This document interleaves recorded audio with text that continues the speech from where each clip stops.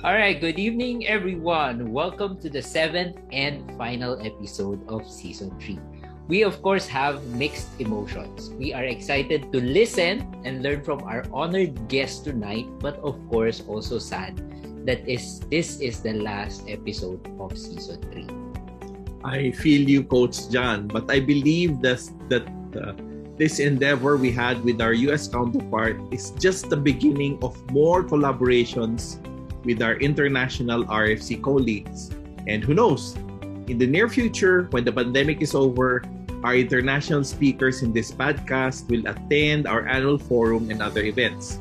So let's get on with the show tonight. Tama ka, Sir Boyet. And this show is powered by IARC Philippines, the Philippine chapter of the International Association of Registered Financial Consultants. The IARC Philippines is an organization or an association dedicated to the craft of financial consulting. The association is the sole organization authorized to conduct the RFC conversion courses, as well as continuing education in the field of financial consulting. We are your hosts. I am Kuya Ryan Daes, a registered financial consultant, chartered wealth manager, and registered estate planner. I am Coach John Dizon, a registered financial consultant and a life coach in NLP Manila. And I'm Boyet Benavides, the president of IARC Philippines, a registered financial consultant, and a licensed trust professional. So this Season 3 would not have been possible if not for the valuable support of our efforts. Our very supportive professional video editor, Mr. Bong Escobar. Thank you so much, Sir Bong. Thank you, Sir Bong. Thank you, Sir Bong. To those who have a need for photo and video coverage, editing and whatnot, you may contact him at 0933-814-0272 and 0906-512-9458. Let me repeat this, please. 0933-813-0272 and 0906-512-9458. And as a surprise to all of you, our beloved RFCs and other podcast regulars, this is the best time to have on board and finally be virtually introduced to the woman behind the success of Season 3, none other than Miss Susan Capa, IARC Public Relations. Hello, Miss Susan. Thank you for being with us. Oh, I'm happy to be here. Happy to work with you guys. Right. Hello, Miss Susan. So in behalf of the IARFC Philippines, we would like to thank you for your valuable support to the RFCs in the Philippines. Being exposed to the Philippine chapter through this podcast, may I ask, what do you appreciate most about our culture and how is it different from other practitioners around the globe? Well, personally, I feel that throughout these podcasts that I've been speaking to a group of friends. You know, I'm sitting here back in the States, and it's so easy to become disengaged through emails and long distance. But I've really come to enjoy working with the Philippines chapter and their interview team. And I've looked forward to our sessions. So I'm kind of sorry to see it end.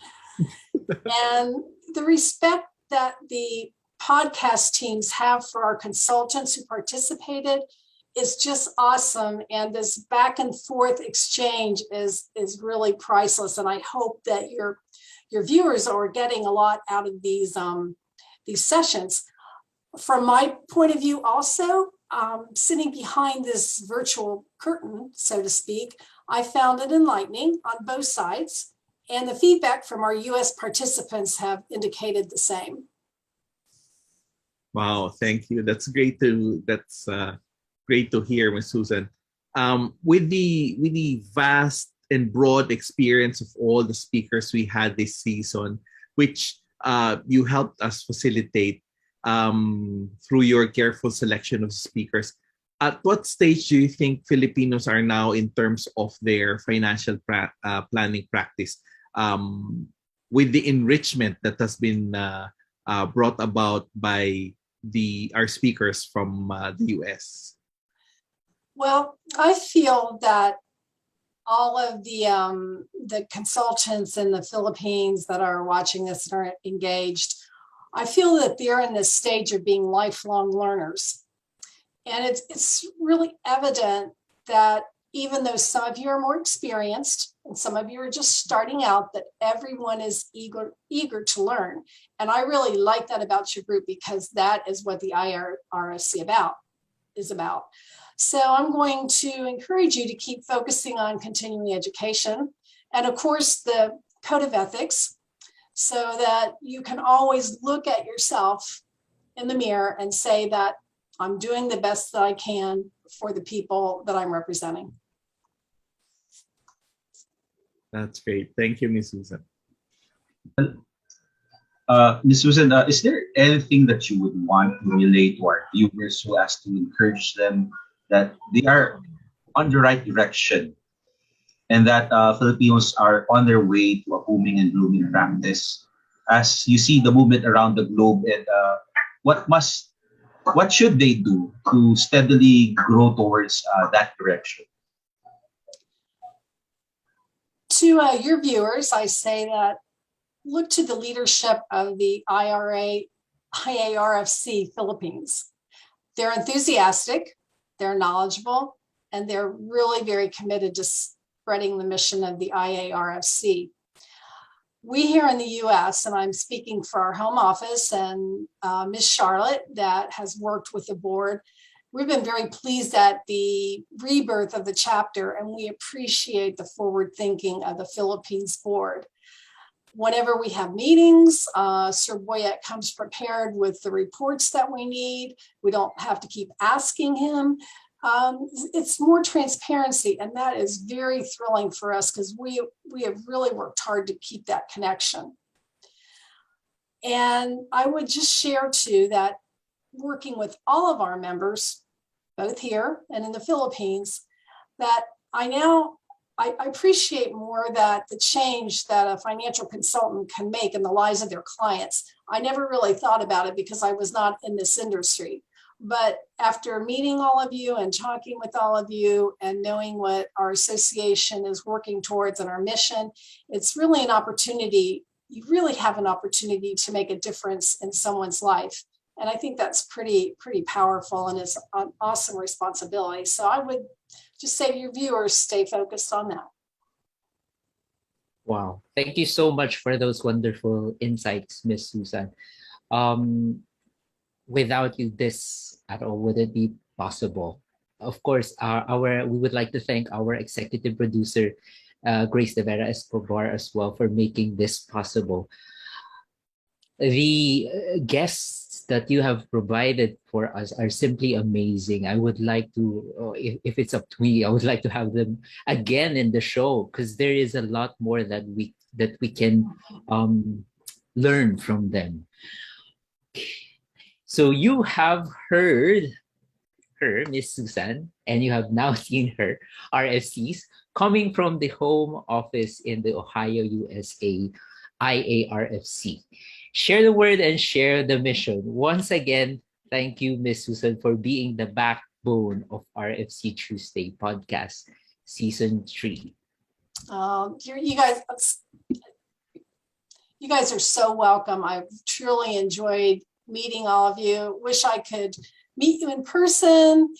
Who knows what the future will bring, but it's just been awesome working with you. And thank you for, working with us.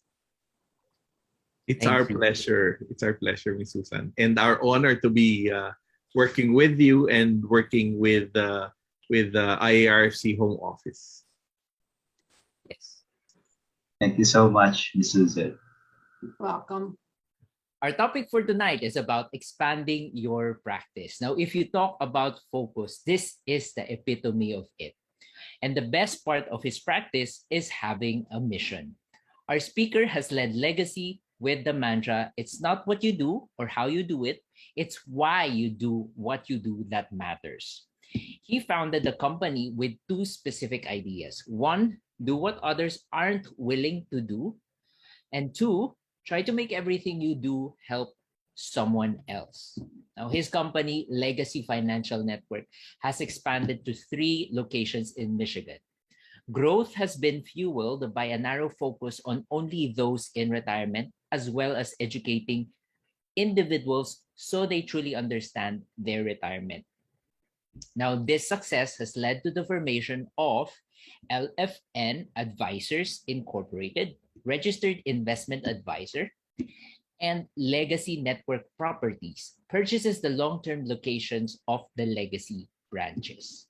These additional companies have allowed Legacy to lower and control costs, thus passing on the savings to the people they serve. Sir Boyet, kindly introduce our special guest speaker for tonight. My pleasure, Coach John. Tonight, our guest speaker is Michael Markey, Masters in Registered Financial Consultant. He is a partner of Legacy Financial Network and a graduate of Eastern Michigan University while playing baseball for the Eagles. Currently, he is working on his master's degree in extension studies at Harvard. He is a financial speaker, an author, and a show host, an investment advisor representative, and insurance representative. He co-founded the Legacy Financial Network and is currently the vice chair of the IARFC Board of Trustees. Michael's vision has expanded the organization from 1 location to 3 and hopes to make Legacy a national company. Michael has been recognized as Trainer of the Year from a previous insurance employer. He's an MDRT member in 2010 through 2020, a COT honoree every year since 2011, and TOT honor since 2014. He co-hosts Fireproof Your Finances with his wife. Fireproof Your Finances is a husband and wife show with playful air on dynamic and common sense approach to teaching listeners how to take control of their finances. He's also a book author, a monthly columnist, and he has published trade magazines. Michael has been recognized by AM's Best Review as one of the top 10 most innovative agencies in the country. So without further ado, may I introduce our guest speaker, Mr. Michael Markey.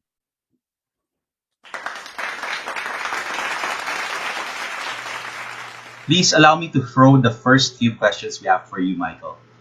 Uh, ca- can you relate with us how you got started in the financial services industry? Like here in the Philippines, you see, it's most of the time people who get into financial services, well, people like Sir Boyd, it might be intentional to be in the bank, but with me and John, we're in the insurance industry. Normally, we don't normally plan to be in the life insurance industry, but with you, how was it? How did you get to know and get started in the financial services industry? I agree with you. I think most people kind of come in through the back door in a backwards way. I was actually an entrepreneurship major in college, and in our last semester as an entrepreneur, it's basically a finance major. But at entrepreneurship, your last semester, your last year, your last 2 semesters, I should take it. There's kind of some different projects, and I had to give a idea that I wanted to build, and so I wanted to take Ferraris and build a fake one and put it on top of a Corvette. And so I had to present this idea to a bunch of venture capitalists. And I made a couple mistakes. Here I was, early 20s, and I asked for, I think it was $2 or $3 million, and acted like it was no big deal. And then number 2, I said, hey, and I was on the east side of the state of Michigan at the time. And I said, don't worry, we're not going to use unions. And so I lost most of the crowd with the first statement. I lost the rest with the second statement. But one of the people there, she was a Northwestern Mutual rep. And she kind of convinced me to, she had a meeting with me only to tell me she wasn't going to fund my idea. And then got me into the business. She lured me in with a sandwich, actually. It's called a Monte Cristo. I don't know if you guys have ever had a Monte Cristo. It's like a heart attack in bread.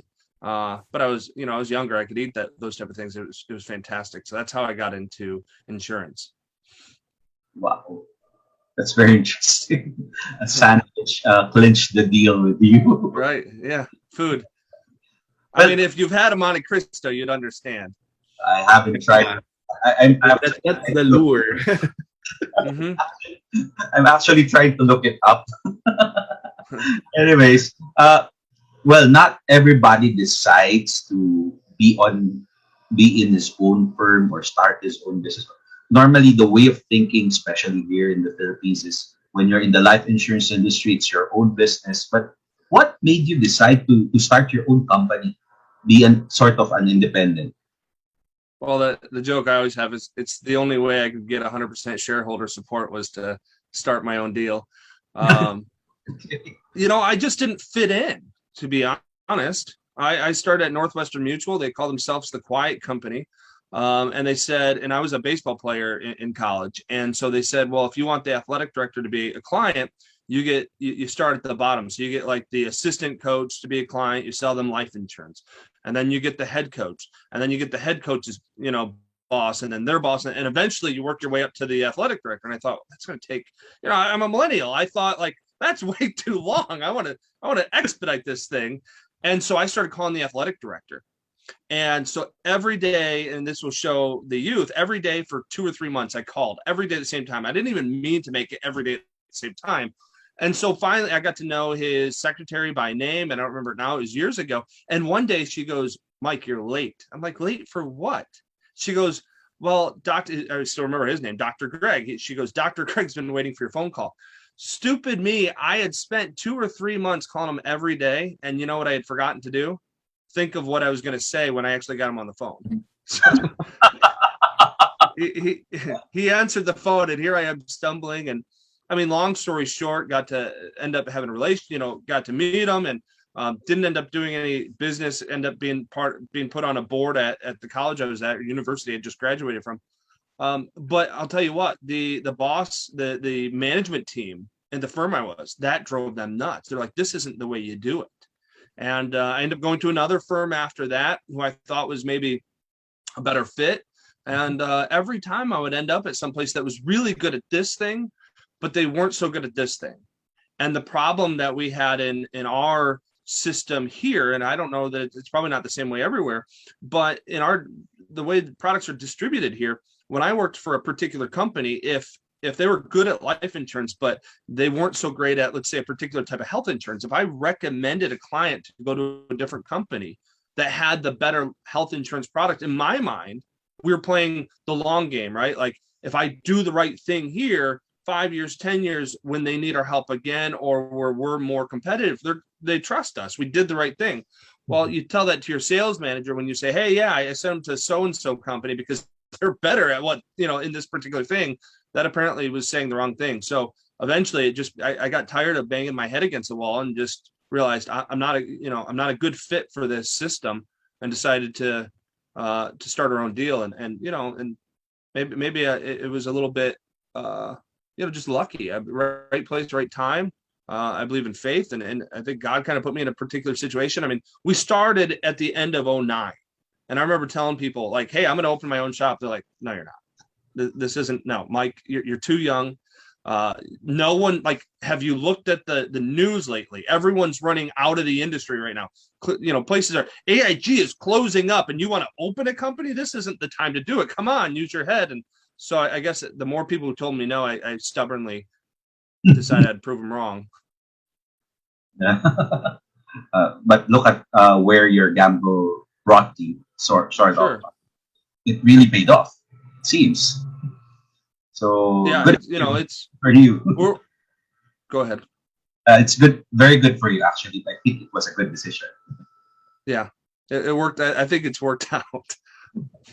It worked out. I think you were there at the just the right time to be able to start your own firm, and then go your own way, and expand your business. Yeah. Sure. I heard you have a mantra. We would want to hear more about that. Can you discuss what does it mean? It's not what you do or how you do it. It's why you do what you do that matters. Yeah. So go ahead. Can you please explain that to us? Yeah, when we started, to just say, well, the products we have are going to be different. No, they're not. I mean, you can go to any shop. We all like to think we've got the secret product, and I've got this proprietary thing that no one else has. At the end of the day, though, I believe in what I call a 100-penny philosophy, and that is the insurance company gets 100 pennies per dollar in U.S. currency. So this idea that this particular insurance company has created something that's going to stand out and be so much better than everybody else, it might be in a certain niche, but overall, the things are going to be about the same. And so I kind of thought, well, it's not what we do. How we do it might be a little bit different, but why we do what we do, and that goes back to that 3-prong qualifier. Like, do they need help? Do they want help? And can we help? And it drives me up a wall. These firms, like right before COVID hit, I was in Florida talking to a group of about 200 advisors, and typically during these talks, about half really like what I have to say, and about half are really upset. And we talked about account minimums, and this goes back to that mantra. I said, so how many of you are fiduciaries? And just about the whole room raised their hand. And I said, so as a fiduciary, we should have account minimums. Because if you're used to dealing with somebody, their income right here and their assets are right here, if they fall below that, you're not qualified. You might miss something that somebody who deals in that space, in that area, on a regular basis, they wouldn't miss. That makes sense, right? So when you have an account minimum, you're doing it for your client's sake. And I get about half the audience go, yeah, that's right, Mike. That's why I have account minimums. And I go, so perfect. All of you who have account minimums, you also have account maximums then too, right? Because you just told me it was in the client's best interest that if somebody falls beneath a certain level of income and assets, you're not used to dealing with it. Therefore, you should put them with a consultant who is used to that. So if somebody falls above that same level, you of course don't take them on. And you can see the whole room just went quiet. And I'm like, so wait a minute. If I go to your guys' websites, everyone somewhere has something that says, I love what I do because I can see the impact it makes on people's lives. True. But if you have an account minimum without an account maximum, it really should say, I love what I do because I can see the impact I make on people's lives. Asterisk, as long as they pay me enough to do it. So to me, I think if our paths cross and there's somebody, hey, you're not going to make a whole lot of revenue, or you might not make any money on them. That's okay. Why did your path cross? You're qualified to help them. They need your help. Help them. Why not? That's what you're there for. You do that enough times. And years ago, we stopped worrying about what we were going to make, on who we were going to make it, and where we were going to make it. And things just worked out. It was fine. It worked. And I think we need more of that. Have that open heart, this idea that you've been blessed with a set of knowledge. You've been blessed with this ability to help people. So go do it. You have some people, right, with you. I wonder, do you use this mantra with them as well? Like before hiring them, you want to know why they do what they do? Yeah, we try to dig it. I mean, I've found that I'm really bad at hiring. We've almost decided now as a team that I'm not allowed to hire people anymore because I probably get caught up in the story too much. And then you get people who maybe aren't qualified or just can't do the job well. And I am enormously poor at getting rid of somebody. We'll stick with them for too long, and that's okay in some facets of a business. But in other facets, like let's say that you've got somebody as a consultant and they're meeting with people. I don't care how many things you sell. I do care though how well you do your job. And so, maybe somebody is timid and they won't ask financial questions and they like doing health insurance. Well, in my opinion, how can you really know that you're doing the right job in health insurance if you don't know the financial end too? I remember early on in my career, and when I was at a captive agency, I had this guy who came in. He was from the east side of the state. We were on the west side of the state, and he was a newspaper. And this is 2008, so he got laid off, but he had a severance as well. And he went into lower socioeconomic areas, so downtrodden, and he helped people. Like there were people that he'd meet that didn't have bank accounts. They were going down to the superstore, like the supermarket, to cash their check, to cash their Social Security check, and they were charging out. The fees to do that were enormous, but they didn't trust the banks. And so he would drive them to the bank. He'd say, "Hey, this is okay. They're not going to steal your money. think that this is going to save you so much money. Well, it made the company that we worked for nothing. But I'll tell you what, he did so much goodwill and made such an impact on his community. And I'll never forget when he didn't hit his quote unquote his numbers, and I was the one who had to let him go, and that bothered me. It bothered me to my core. And so I'm good with bringing on somebody who's that way, right? Right. He was helping people in so many different ways. But I also know that there's a level of proficiency. Like, let's say that you're meeting with somebody about life insurance, and they really need X amount, but you're not doing your job well enough. You're not asking the questions because you're afraid to ask the questions. You're like, well, they're a lot more wealthy than I am. They've had so much more success in their life than I have. I don't feel right asking them how much money they have in the bank or what their income is. I don't feel right looking at their tax return. Well, those things are important when determining the appropriate amount of life insurance. And here's what also on the flip side. So here I had somebody who did a great job, and I'd hire 20 of them if I could. But this next person, let's say they won't ask those questions, and then they say, no, I think you're good. The policy you have is fine. You've got enough coverage. And then that person passes away 6 months from now.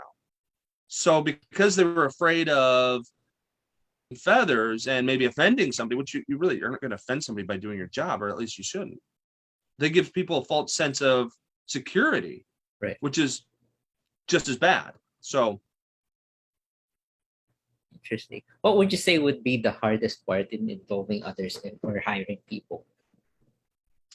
I think the hardest part for me is delegating, and I've gotten better at that. But having a certain way you want it to be done. And as our business started to scale up, I became the linchpin on things. So here was a form letter that was going to go out to all clients. It sat on my desk, let's say, for 2 weeks because I had all these other things on my desk, but I wanted to proofread it before it went out. And so putting people in roles and then giving them see, even right now, I have a hard time saying 100% autonomy, but trying to give them 99.99% autonomy to just do it the way they think it needs to be done. That's a hard thing. It's hard, certainly hard for me. Maybe not hard for others, but I struggle with that. Okay. Take us to the expanding of your business. How did the process go about? And when did you decide that it's already time to expand your business? So I grew up around, my grandfather had a really big company, and my grandfather, it was in construction. It doesn't really matter, but he built it way up, had a lot of people helping. And then some things happened and it went away. My dad then built up a construction company, but totally different way. And he made it more about him. And so from an early age, I kind of saw that I really didn't want to have my name on the door. I wanted to build something that had value and help people. And when I was in college and reading some things, I forget the author, but he kind of said, if you're a small business owner and you employ just yourself, you really aren't a business owner. You are a wage owner. You have created a wage, not a business. And that stuck with me. So from the beginning, we've started building, it was never just me here. It was immediately, I started trying to get other people to come on board. And tried to have more, I'll call them reps, I suppose. But they were a variable comp. So they were still commission based. So we were like a mini insurance company, I suppose. But instead of being captive to one carrier, we brought on quite a few carriers. And then we had training right in-house. And then it evolved to saying, hey, we need to be more focused on financial planning. And now our organization represents, the best way to describe it is like a dentist office. And so, the dentist, if he or she did the booking of the clients, right, when to set their appointments to come in, if he or she then did the cleaning and then did the x-rays and then did the drill and fill when you've got a cavity, you'd only have 10, 20 patients. But instead, the dentist just does that one thing. They do the drill and bill. They've got somebody who books the appointment. They've got somebody who's going to bill the insurance companies. He's got somebody who's going to do the checkup and the cleaning. So over time, our practice kind of evolved to that, saying, hey, advisors should be very specific on what they do. We probably shouldn't, it's hard to be an expert in health insurance, life insurance, securities, So instead, we kind of started to segregate those responsibilities. And then so now we have somebody who books the appointments. We've got somebody who greets the people. You've got somebody who sets up the room for people. So, and some of those roles are overlapping, but we segregated. We kind of broke it down like an assembly process so that people can be the things they do well, they can be very specific on what they do. So kind of like they have their own their own expertise, right? So Yeah, I just exactly. wonder with this pandemic, do you still see each other, or how do you guys communicate? At the beginning, we were on Zoom calls, just like we're on now. But things opened up really in the U.S. late summer of last year. Now, oddly enough, even though we were in the financial services, we were deemed what they called non-essential. So, yeah, we weren't allowed in the office for quite a while. So then late summer, early fall, somewhere in there. And that kind of changed dynamics, but as much as things change, things are still the same. I don't know if that makes sense. Just to continue with our interview with Michael, you were rated by AM Best Review as one of the top 10 most innovative agencies in the country. What does it mean for you? What are the innovations that you have put in place that have earned the recognition of the industry? It was really cool when that happened, and also to a degree disappointing because they recognize us as being innovative and unique because of the amount of time that we spend with clients and not having account minimums. It goes back to the golden rule: treat others how you want to be treated. I think back to my mom as an example. My mom's a twin, and her twin brother has been wildly successful when it comes to a financial perspective. He could walk into any financial firm in America and they would buy him tickets to a basketball game. They'd take him golfing. They'd go buy him the nicest steak dinner that you possibly could. They would woo that man like it's nobody's business. But my mom had kids young. She then went and worked for the government. So she got a good pension. She got good health insurance. She does not have nearly the financial assets, and she would be treated completely differently.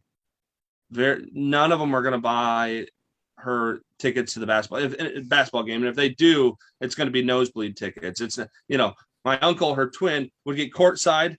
My mom would be up like behind a pillar where you can't even see anything. They're going to take him to a steak dinner. They'll take her to McDonald's. Yet when you think about it, and I don't know why my dad really hammered this in, because my dad was in construction, and this is something that you would hear more in professional services, but he always told me from a young age, he said, there's 2,000 labor hours a year. And the idea of that is 50 weeks a year, 40 hours a week. And so when I first got in this business, I started thinking, well, wait a minute, 2,000 hours a year at 40 years, it's 80,000 hours. And that's bugged me in two ways. Number one, if I spend all my time and our time as a firm just trying to sell people stuff, I remember when I started, I said, well, how many people will become clients? And the lady who was teaching the class, she said about 10%, 20%, and you're phenomenal. And I thought right then, I go, wow, I'm going to waste 80% of those 80,000 hours. I'm going to waste 64,000 hours. And that bugged me. And then when I meet with somebody, there has been time, and we're human, like no different than anybody else. There's been times where you have somebody who just doesn't gel with you. You're going, you know what? You don't seem to be listening to what I'm saying. We're not making any money here anyway, right? Because you're not bringing anything over, or you can't, it's in a 401k, whatever. So this isn't equitable for the firm. It doesn't seem like you're getting much out of it anyway. And there's been a number of times where I just kind of pray in my head and I go, what is it I'm supposed to do here? Because I'm completely lost. And almost every time it seems like the answer comes full circle. But in those moments, I try to think, all right, well, here they are. They've been doing this for 40 years. They've been working. They're about to retire. And if it's a husband and wife, you kind of look at it and you go, they've got 160,000 hours, 80,000 each, but 160,000 hours to get where they're at right now.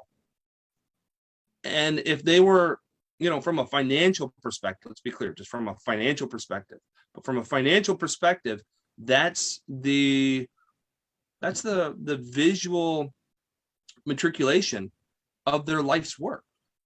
Right. And that's what we get to deal with. And so we were named as being one of the most innovative agencies, sadly, because we don't treat people differently. You come into our office with 3 million and you're getting the exact same service and the exact same process as somebody with 30,000.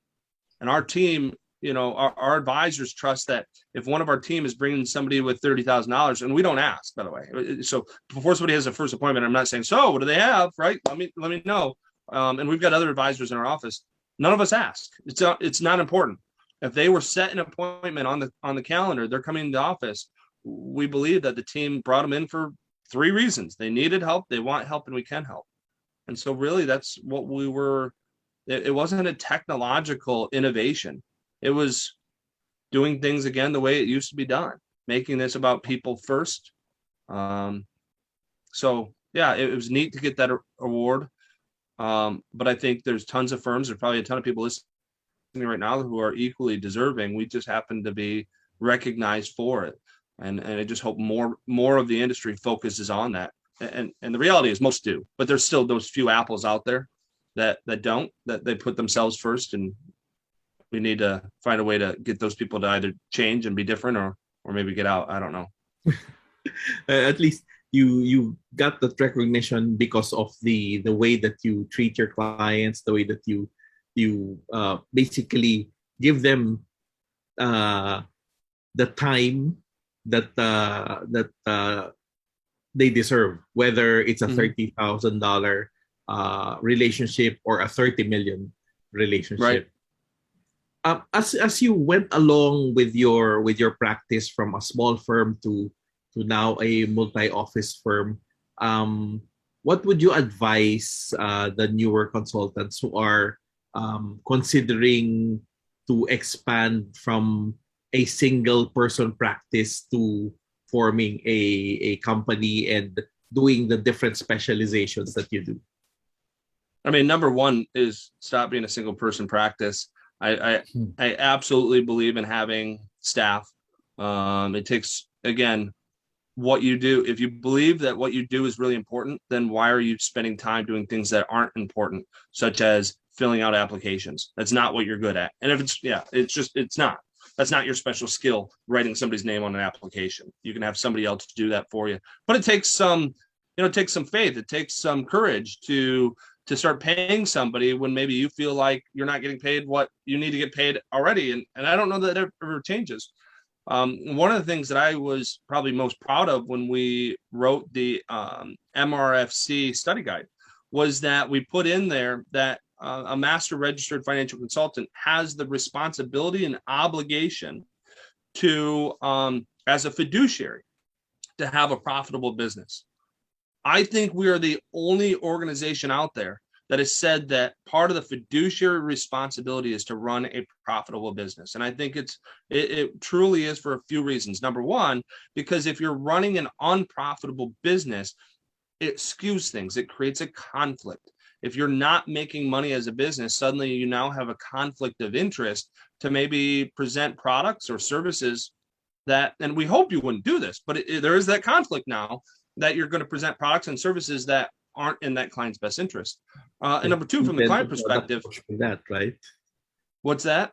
You tend to product push if you're not profitable, because you kind of push products that would give you the higher fees, the higher commissions. Yeah, and we all say we wouldn't do that, but when the business isn't doing well, there is a human nature to maybe skew that mindset. So there's a conflict. We want to get rid of conflicts. That's a conflict of interest. And the other conflict is that, from the client perspective, they're here in 10, 15 years. They want you to, they like you. So they want you to continue to service them. So if you're running an unprofitable firm, so how do you go from, hey, here I am, a single practitioner, not quite making what I need to do, and now you're telling me I got to run a profitable firm but spend more money? That seems contradictory. And that's where I go back to that's where I start saying the scale up mode. And scale up means work more, work harder than you wanted to work. And I'm not saying indefinitely. In our distribution system, we have something called marketing organizations, and they tend to, if you do $10 million in new business this year, what do they want you to do next year? 12 million. And you do 12, what should you do? You can do 15, Mike. And then it's 18, then it's 22, then it's 30, because they get paid. The more you do, the more they get. Right. So you scale up so you can bring on these people, but I think it's important then scale back down. Let the profits, especially as you're using things that have maybe longer term revenue streams, let those things start catching back up. Scale up maybe as a solo practitioner, right? Do a lot of work. You're working 14, 16-hour days, and I can say I've been there. Then you scale back down, you bring in some staff because now you've got a revenue stream. You bring in staff, and then you kind of take a breath. You let things catch up. The profits catch up. The business strengthens. And then what do? You scale back up. So now I want to bring on another advisor. I'm going to scale up so maybe I can bring them, involve them in some of those new clients, give them an income. And then what do? Scale back down. How does that dynamic of scaling up and down work with your minimums and the maximums? Because remember, when you scale up, the tendency is your minimums or your maximum, you might hit your maximum at some level. So how does those two factors affect your practice or your business? Well, I'm not a good person to ask that question because I'm not good at saying no. So I see an opportunity or I see something ahead of me. I'm not good at saying, hey, I don't have the energy or the time to do that. And I probably got skewed on that years ago because I remember he was a motivational speaker and he said, everyone says they don't have the time to do X, Y, or Z. Yet they still have the time to go watch a football game. They still have the time to, go play darts or whatever. They still have time to get on Facebook. Yeah. And he said, the reality is you have time for what's important. And if it's not that important, you don't have time for it.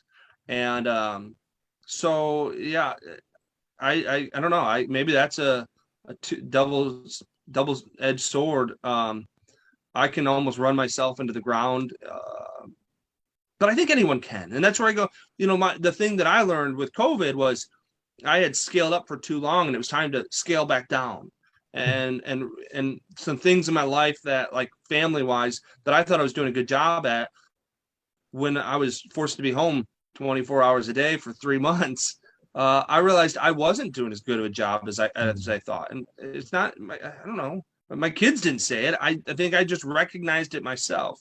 So that person who goes, well, I've hit my maximum capacity. I guess I just ask, have you really?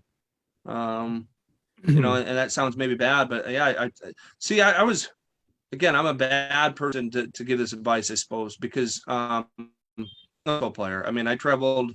A lot of people say they were good at sports, and I don't mean this arrogantly, but I played on our junior USA team. I was named top couple hundred players in the U.S. But I then started. I've had now 3 shoulder surgeries, an elbow surgery, knee surgery, and I've had about a dozen oral surgeries because I took a ball to the mouth.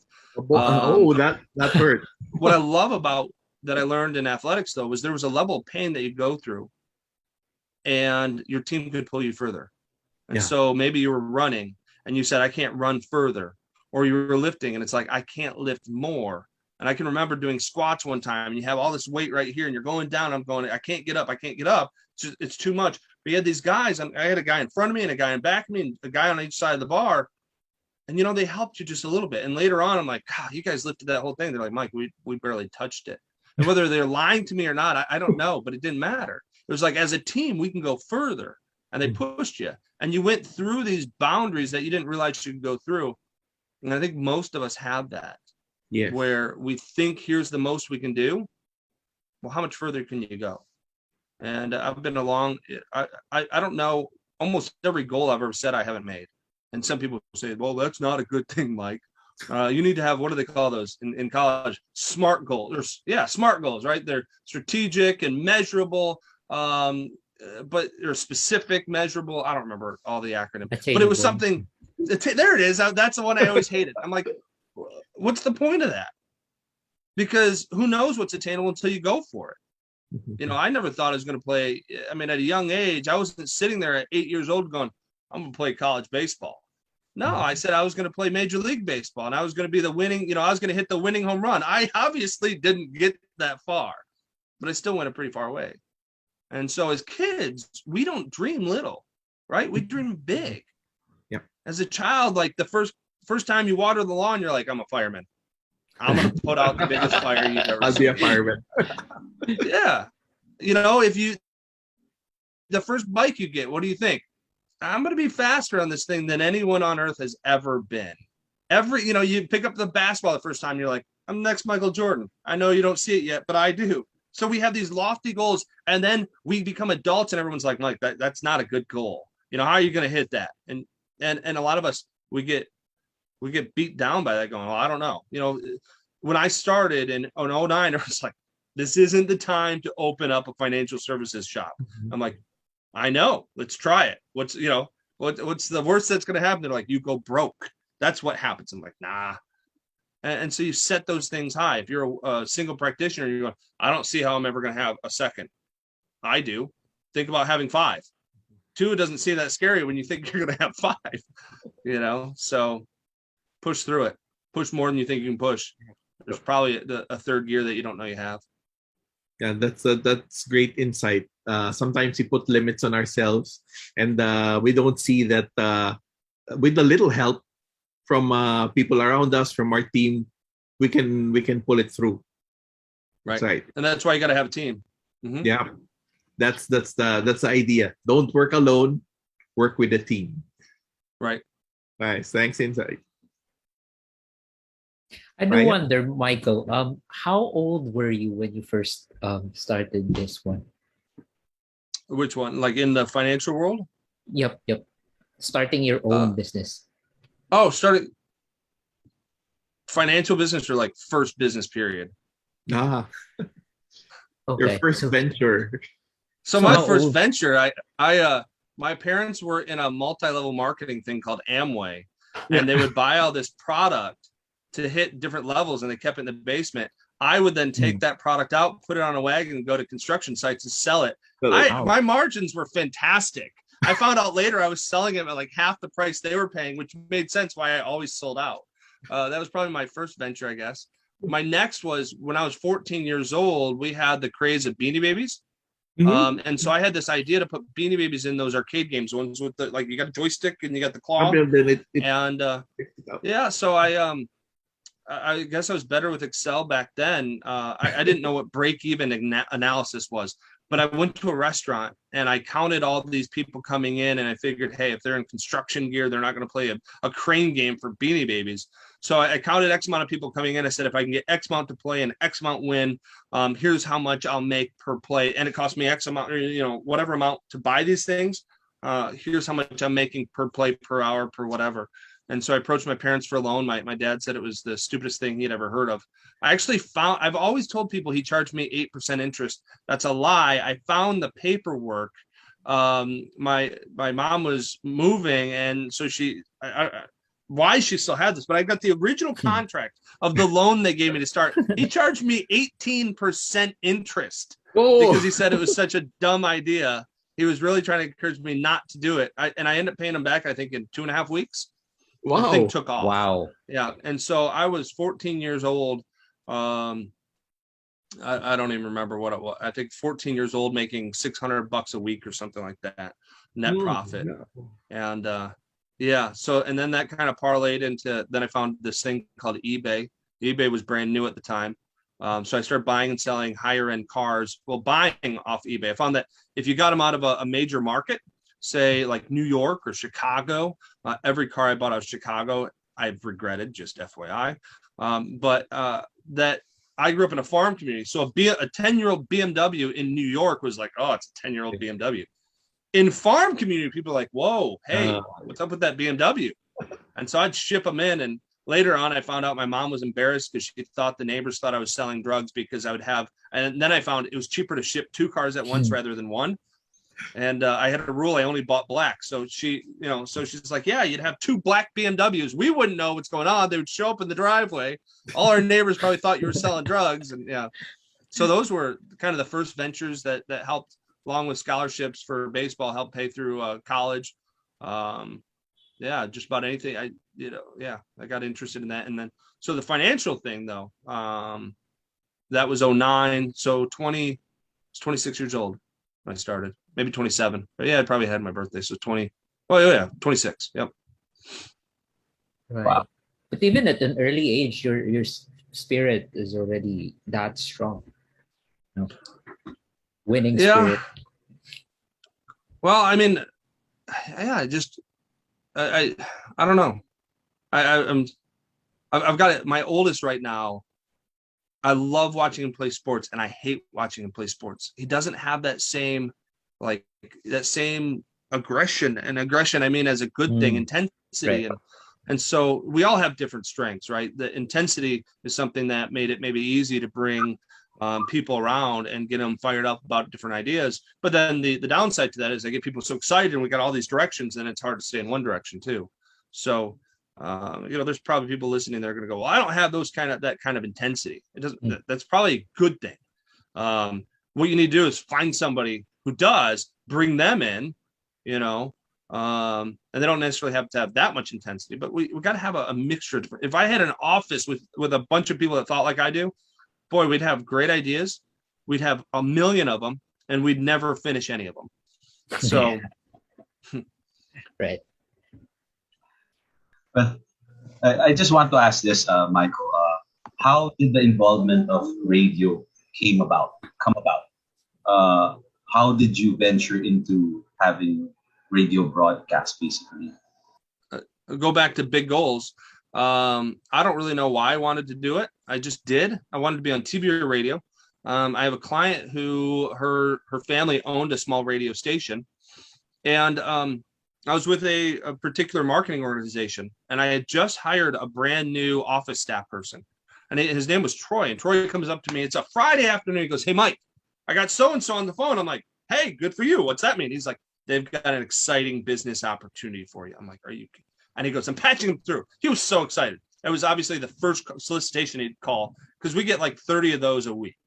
But he had never gotten one. So he's like, yeah, why would they lie? They've got a great business opportunity. And so the guy gets on the phone, or I get on the phone, and the guy's on the other end at a marketing company, and he's like trying to go through a spiel. And I'm like, hey, listen, his name was also Ryan. I go, Ryan, I'm not interested. I'm happy with where I'm at. And he goes, all right, fair enough. One question. I'm like, seriously, dude, we're good. And he goes, what do you hope to accomplish next year? I go, I want to be on TV or radio. And he asked a very good follow-up question. I've told him this a million times now. And he goes, why aren't you doing it now?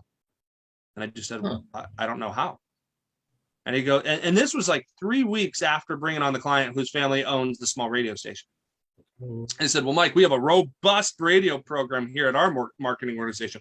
Why don't you come on board? We'll fly you to, wherever. We're having a meeting. We want you to be there. This would be great. So I go to this meeting, and fast forward now, I've been using them for 7 or 8, 9 years. And I've since found out we were the number 5 team to start with them in their radio program. So this, it was still on the ground when they told me, oh, we have a robust radio program. But I just wanted to do it. I just thought it would be something that if you go back to trying to help more people, I thought, hey, there's only so many people I can see in a day. But if we got on the radio, there's even more. And so the original show was it was Finance 101. It was, you want to know about annuity. I've since had people kind of comment and laugh. They're like, so before your wife got on the show, you would start laughing about something as nerdy as can be about an inner working of an annuity product, which, by the way, no one else understood nor thought was funny, but you went on for 15 minutes about it, which explains why the show is 15 minutes long and never went anywhere. And then when my wife got on, Vanessa, we just tried to humanize it more. And it expanded from there, because I was writing a column about Dave Ramsey for advisors. And somebody called in one time and they said, hey, Dave, from a female perspective, can you tell me why, can you answer this question? And he goes, yeah, I've been married long enough that I can tell you exactly what my wife Sharon would say. And I thought in that moment, well, and my wife's 6 foot tall and Italian, so which those things generally don't happen at the same time. Which means, like, just think of attitude. It's like a magnify. And I'd say this over here. It's like a magnification. 6 foot tall and Italian.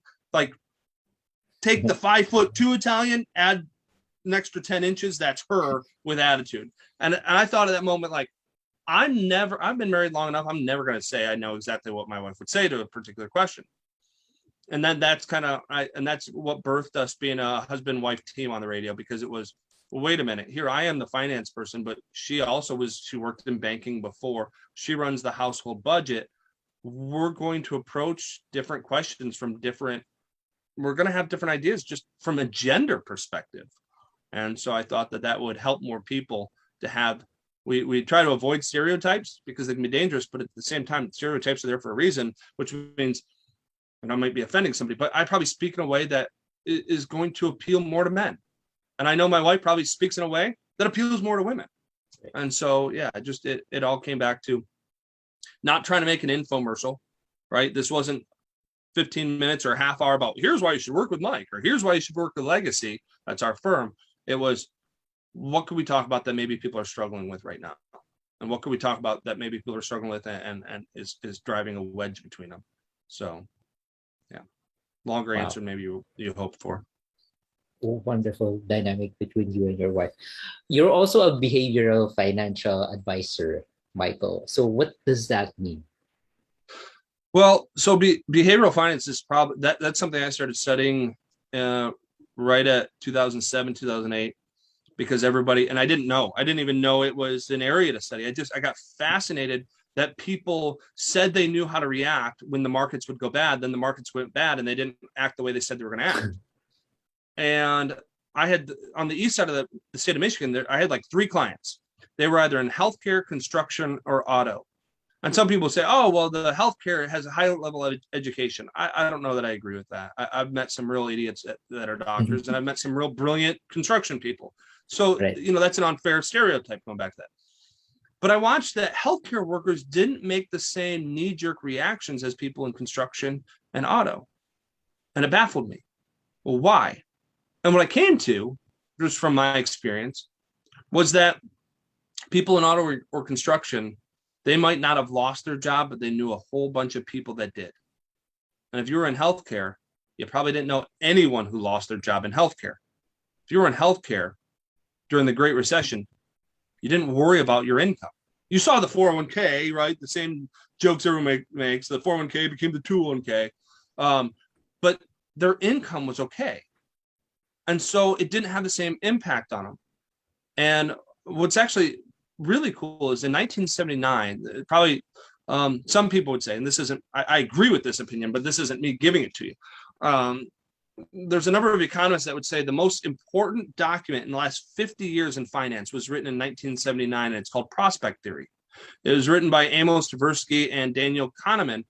They end up winning a Nobel Prize for this, but almost 30 years later, they were laughed, I'm paraphrasing here, but they were almost laughed out of the gym to begin with. In Prospect Theory, I'm going to take a complex paper and make it oversimplify it. But it was this concept. It was, if somebody has $4 million and they lose money and now they only have 3 million, compare how they feel about their financial situation to the person who has had $1 million and now went to 1.1. So on one hand, you got somebody who had 4 million and came down to 3. And on the other hand, you have somebody who went from 1 million to 1.1. Traditional finance would tell us that the person over here is still happier. Why? Well, because they have 3 times the wealth as the person over here. But what does common sense tell us? The person over here right now does not feel as confident as the person over here. So I teach people about behaviors. I find that to be more impactful. And debt and savings are really like so similar. Actually, personal finance and personal fitness, very, very similar. But you look at, like, let's say that somebody's got $1,000 in their savings and checking, or whatever's an okay amount, right? Because this varies in different geographical areas. Whatever would be a nice little cushion. Think of that number. And if they've never had more than that number, then they're okay at whatever that number is. But if I get them to, let's say it's 1,000, if I get them to 5,000 and they're at 5,000 for a while, now suddenly they went from 1,000 to 5,000. Now suddenly if they go back down to 3, they're no longer comfortable. Yet a few years ago, 3 would have been awesome because they were used to 1.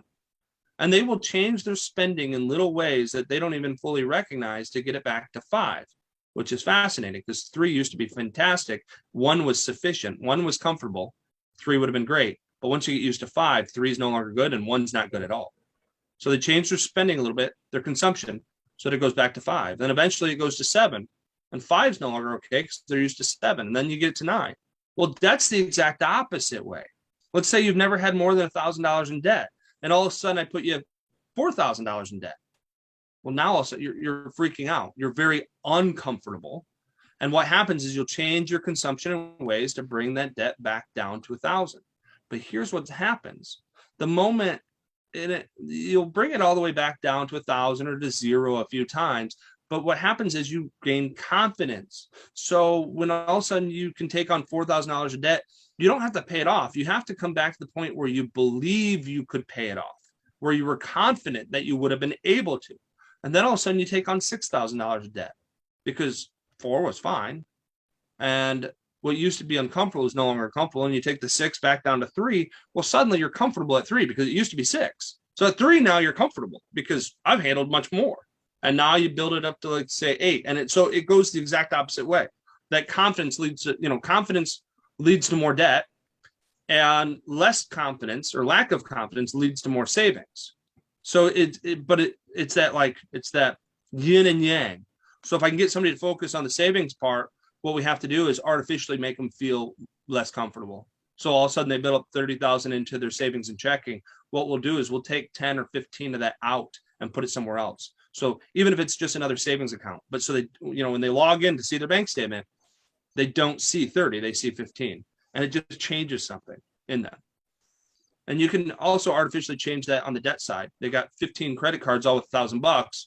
They're comfortable because they, the mind just doesn't seem to recognize it. But if you put all of that on one credit card, get rid of the other 14, and they save 15,000 on one, all of a sudden they're very uncomfortable. So they start to, they change their lifestyle.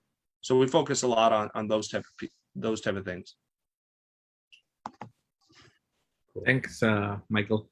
You're now the vice chair of the board of trustees of IARFC. How did you become involved with the association? Remember earlier when I said I have a hard time saying no? No, but in all seriousness, it went back to, so I was going through a program for the CFP before I became RFC and then an MRFC. And I got a little disillusioned with the CFP, and this will show my youth, and people have told me this is the dumbest reason. I got backed up though. I was on the third, so there's I think 5 sets, and the third was taxes that I was working on. And it had to be done by a certain day. And I took it on a Friday afternoon, the entire course, right? That was you're supposed to spend 6 months on. And I did it in 2 hours. And I'm not saying that to brag, because when I got to the end of it and I got, I don't know, 85 or 90 on the test, and it said, congratulations, you get to move forward. I said, this is a bunch of baloney. It doesn't carry the weight that I thought it did. And I didn't agree with some of the things. Like in their program, they would still tell you that the $3 million of wealth, client A is going to have a higher level of content than the person who has the 1.1. And so we started having this, and I felt like all they were doing is trying to teach me to answer questions the way they want to answer. That was my opinion. And then I found the IRFC and I found the MRFC, and it said, hey, at the time there was no study guide. And I lost that battle. I said, I really like the fact they had no study guide. Don't have a study guide. We're not teaching people to be what we say they should be. We're certifying people who say that they're a master in something. We're just letting you, finding out if you are. If you know the things you say, we'll test you for it. And so that's how I got with the MRFC. And then I just kind of, I fell in love with the organization. Here's an organization that has been around just as long as CFP, but people didn't know about in the US as much. And to me, I thought the MRFC was stronger, in my opinion, than the CFP, because it wasn't sitting there and spoon feeding you all of, there's a ton of good test takers out there. And then suddenly, I was working with an attorney, and he's like, hey, Mike, by the way, I'm a CFP. And he was all, and we started talking about something. He didn't know the difference between an open-ended mutual fund and a closed-ended mutual fund, but he knew how to take a test. And so, I was like, this, I loved the fact that we didn't do that. And at those same times, and I think more people need to hear about this, I'm not bashing them, but at the same time, they started having a problem with what? Kind of hiding and sweeping under the rug about all the complaints they were having. And they had these, these advisors that had a bunch of complaints that weren't getting barred from the board, or, from their board. And then looking at the IRFC, and they were doing the ethics approved, and they weren't going to have that same mistake. They were going through their entire membership every 2 years and rechecking them. They weren't waiting for somebody to say, hey, you see this guy over here? Like, maybe you guys should look into him. They're like, no, we're going to look into him ourselves. And I thought that was fantastic. So that's how I got into it. And then it's just been, kind of dipped your toe into it, if you will. And then they said, hey, what do you think about being treasurer? I'm like, hey, why not? And then, did, I guess, a good job there. And they said, hey, what do you think about vice chair? And I'm like, hey, I don't know. I thought about it. Yeah, I went home. I talked to my wife, and she's like, you're in the middle of buying a company, trying to take that national, and working on a master's degree, right? And I said, and she's like, well, I guess I thought that was the question or the answer you'd give me. And if you're good, if you think you can do it, go for it. So that's how we got here. And you're also very active with the National Financial Plan competition of the IARFC. Yeah, that's my favorite part. I guess I got kind of deemed to be like the Simon, what is it, Cowell? I don't know. The guy from American Idol. It's Simon Cowell. Yeah. But that's one of the, I still think that is one of the best things we have. And as an organization, we're building, we're building that next set of consultants, that next set of financial planners. And I think we've got the best competition out there. I know there's some others. I don't think any of them get quite to where we're at, and I've seen it grow. I'm hoping someday we actually make it even harder on the students.